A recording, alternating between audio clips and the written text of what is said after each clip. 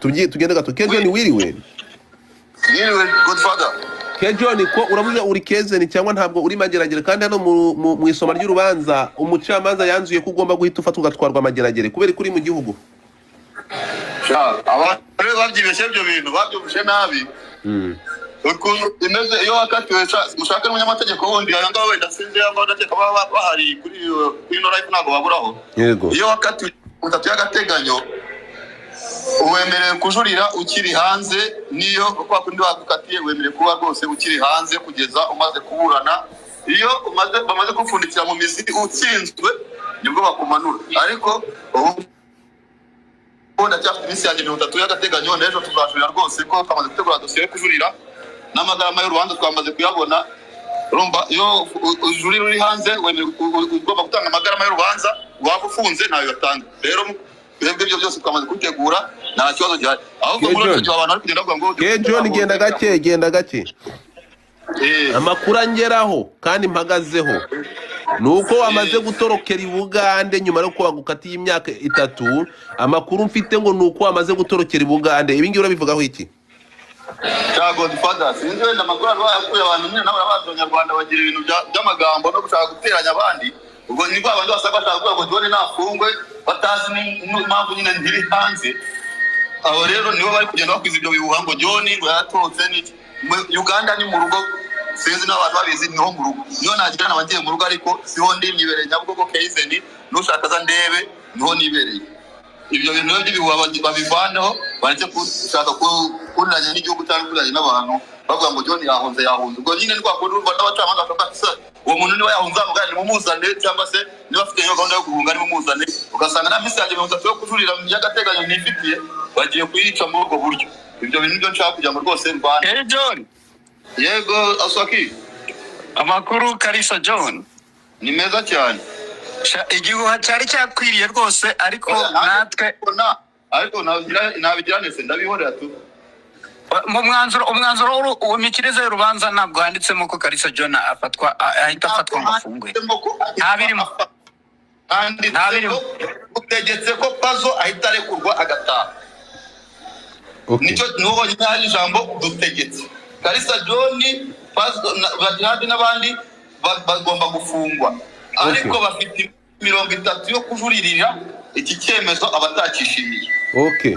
Reka tugaruke gatoya Kejon hanze mpaka urukiko Kejon wowe isomwa ry'urubanza cyangwa imyanzuro yafashwe n'urubanza ngiye ndabizi ko wagiye ubwiye akane cyangwa uryemere ndabizi ko wagiye ibyo ngibyo ntabwo ngiye njya mpubuka ntabwo njya mvuga amakuru afite gihamya ariko tubyihorere ntabwo mbyibana ntabwo nongera kubivugaho aziro gutubwiye kuri Kezeni uri mu Rwanda it's okay.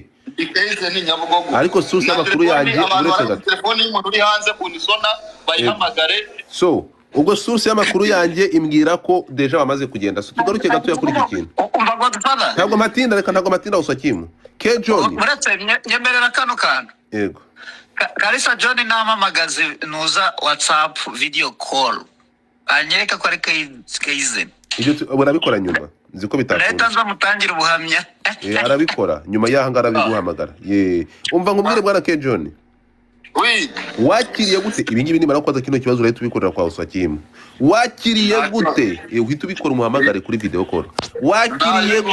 Wakiriye gute isomwa ry'urubanza ugakatirwa imyaka 3 nk'umuntu wacishije amaso mu byaha ushinjwa wasanze ushinjwe iki wakiriye gute isomwa ry'urubanza?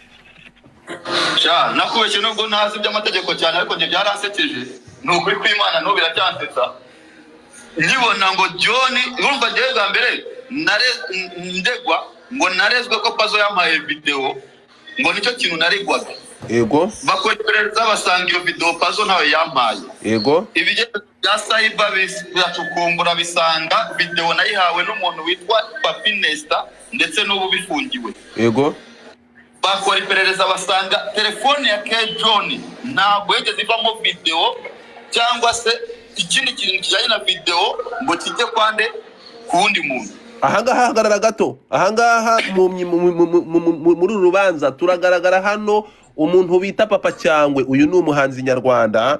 Papa Cyangwe yagusa wamuhaye screenshot.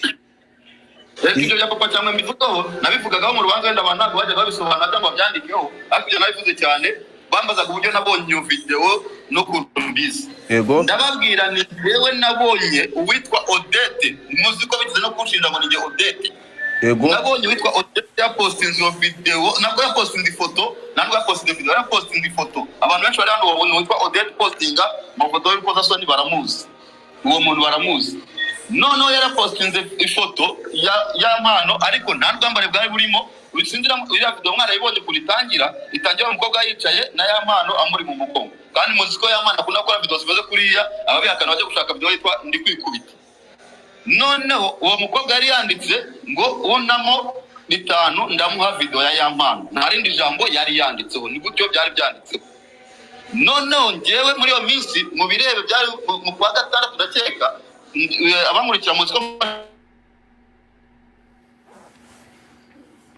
twari dusohoye indirimbo yacu twakoranye nande na ya mpano twakoranye na ya mpano mu byumve neza ndangije mbona banditse deboro ngo batemu mpita mvuga ni ya mpano asagiye gusohora indirimbo cyangwa agiye gukora agiye gushanze video nyine bagiye kuta hanze gutyo agiye kutwicira promo kuko twatwama amafaranga yacu yo kugira ngo dukwane korabona barabizi ntabwo yazatanira no ngembi kwa mu rwego rwo gushaka kumenya se agiye gukora gusohora indirimbo cyangwa agiye kumusyanza video yabonetse direct icyo nakoze namagaye ya mpano no muri video narabivuze sanga telefone ye ntayiriho ndamwandikira ya mpano ntiyasubiza ariko telefone ubwo nuko itaririho ndangije uko nari mbizi ko amazimisi agenda ari kumwe na papa cyangwe bari amazimisi bagendana buri munsi abantu barabizi muri iyo minsi birirwana icyo nahise nkora nahise mpamagara papa cyangwe ndamubwira ntireba kuri WhatsApp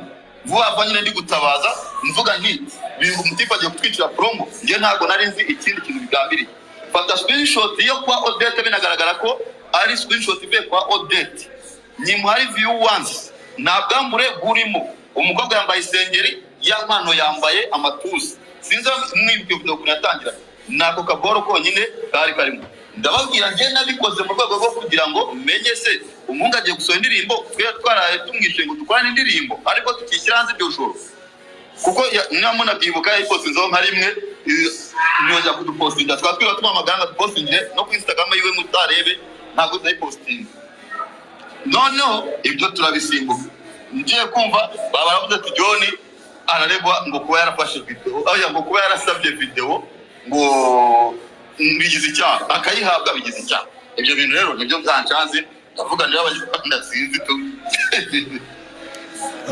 kuvuga ngo mu rubanza urashinjwa kuba warasabye video nicyo giye gufungisha imyaka yarasabye video nusomye ikintu kifuza kiri kwinjimba 27 cyanditse ngo Kedon arashinjwa ko yasabye video akayihabwa ngo kuba telefone ngo video yavuye muri telefone ikajya muri telefone ye bigize icyaha ngaho ibaza kandi icyaha ubundi ni ugukwirakwiza video nicyo twaregwaga abasakaje video ya mpano icyo cyaha twaregwaga rero nkibaza ibyo bintu byo kuvuga ngo narasabye ndahabwa bihindutse icyaha gute icyaha nari kuba narayikoze iki narayikwirakwije noneho binongera ngiye nababwiye ni gusaba iyo video nayisabye nk'umuntu ufite ikinyamakuru cyitwa Kigali Hit twandika inkuru za entertainment zijyanye n'abahanzi ariko ngewe n'abanyibona iyo video ya mpano nyabwana perezida w'urukiko nako navuze ntabwo iyo nkuru nigeze nyikora nanjye ubwanjye naguye mu kantu kandi koko niko byagenze mujye kuri Kigali Hit mwandikemo ngo ya mpano murasanga nta nkuru ya mpano ijyanye n'ibyo bintu iri kuri website yacu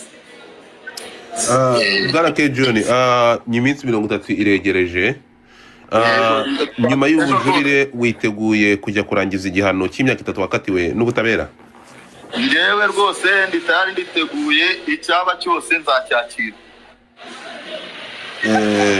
ahangaha urumva ikibazo cyose uzacyakira bivuze ko ubujurire nibutaba uritegura kujya kuryozwa ibyo wakoze none se kari ubutabera ugomba kubwubahiriza aha Osokim ngibyo bya John Osokim mpamagarira John niba ntacyo bigutwaye okay sawa gusa John nshimishwe no kubona afite morale arayifite kuko yamaze gukora John yaratorotse we muhamagara ako sibyo bintu byo gutoka byo kwibandaho cyane ntabwo bwibanzeho reka tubandwe habona reka nguhamagare kuri WhatsApp muhamagara Kejoni yamaze kugera i Buganda.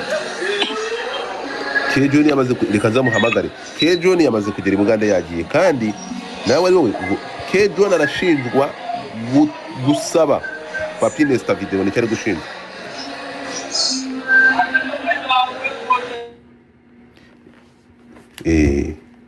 Kejoni warashinjwa gusaba video, ntabwo ashinjwa gusakaza video. Reka Bwana Uswakimu ahamagare Kejoni atubwire niba ari mu Rwanda cyangwa yamaze kugera mu bubaka bwa Kabaka mu na Uganda Kampala. Reka turebe, reka nzagaruke. Umuhungu yarakarenze kera. Kejoni bamukinisha. Kejoni yarayobye. So ntabwo ngende apfa gukuruduka ngo nkore inkuru nuko bafite amakuru, niyo makuru nari mfite. Kejoni reka twumve icyo bibaza kubitubwira. Wereka Uswakimu agaruke. Arakaye gazi mutapinge screen kuri TikTok. Mutapinge screen ababibasha mugende mu nkore muri gift gallery. Mukorera abantu hafi 900 mu nkorere muri gift gallery. Ubibashye muri gift gallery yavanemo akantavanamo kugira ngo pano ibe active. Murike twumve Kejoni ahandari. Ngayo nguko ibya Kejoni nakasa mutwe, ibya Kejoni byambereye agahoma munwa. Kejoni yabyitegereje. Kejoni ati nukuri ntabwo ngiyewe numva uburyo ngomba gukatirwa imyaka 3 kuko umuntu yaramusabye video. Nari maze kubabwira mu kanya amakuru ari kungeraho cyangwa nakomeje gutuzuzanya. Nimuza kwitegereza ibi bintu mw'abantu mwe biratangaje. Kubera iki cyaha hafashwe abantu ba mbere bagafatwa. Byagenze bite kugira ngo Kejoni yisange ari abantu bagomba gufungwa? Ese ko duheruka bari mu iperereza ry'uwashakaje video wa mbere, iyi video yageze hanze ite? Ninde wayishyize hanze? Hagati y'abampano n'abantu bafite access kuri telefone ye ko tabuzemo umuntu numwe. Ibi bintu birimo amayira matagatifu. Hanyuma hagafatwa Kejoni, hagafungwa Kejoni, agakatirwa Kejoni ngo kuko yahawe video. Iyi video ko yazengurutse isi yose, iyi video kuri ku isi hose, none umuntu wese wakiriye iriya video azafungwa. Uyu muntu wese, umuntu wakiriye video wese azafungwa.